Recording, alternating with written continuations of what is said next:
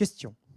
À votre avis, combien de temps ça a pu mettre dans cette organisation pour mettre en œuvre ces 24 lignes de code?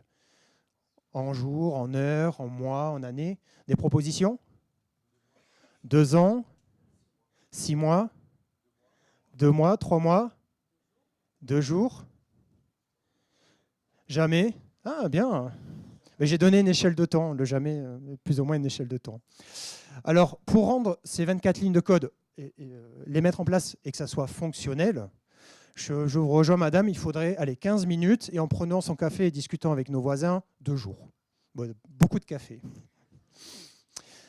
J'ai mis 4 mois, soit 704 heures ouvrées.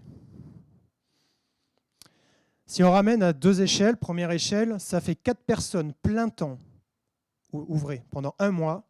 Chacune doit mettre 6 lignes de code. En 1 mois, 4 personnes.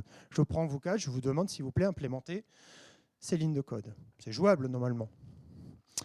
Allez, si vous êtes fan d'une série sur votre plateforme de streaming préférée, vous avez le temps de regarder cette série 17 fois et pendant ce temps de vous dire, je démarre la saison 1, de vous dire pendant ce temps, il faut implémenter les 24 lignes de code et que ça fonctionne. Suite à cette mission, on m'a quand même remercié parce que j'avais fait bouger les lignes, mais moi je n'étais pas satisfait et relativement frustré.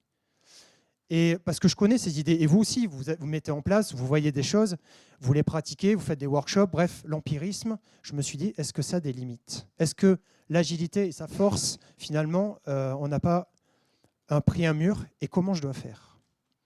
Ça a été une énorme remise en question. C'était pas simple. Et je me suis dit, allez, on ne va pas se laisser abattre, pardon.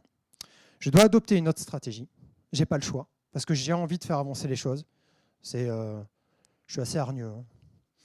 Et derrière, trouver un mandat. Cette notion de confiance et de mandat, c'est quelque chose qui est importante. Si vous voulez propager vos idées, si vous voulez montrer que vos idées sont bonnes, il faut trouver un mandat. Et pour cela, il faut montrer que nos idées agiles sont pertinentes et amènent de la résilience.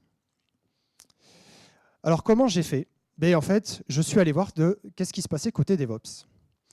Alors, un coquin de Robin Béraud-Sudreau, qui m'a accompagné dans mes débuts dans l'agilité, qui est sur la chaîne Scrum Life, si vous connaissez, Robin, m'a poussé ce livre, Accelerate. N'ayez pas peur, il y a marqué DevOps, mais le DevOps, c'est le fils de l'agilité. On verra plus tard pourquoi.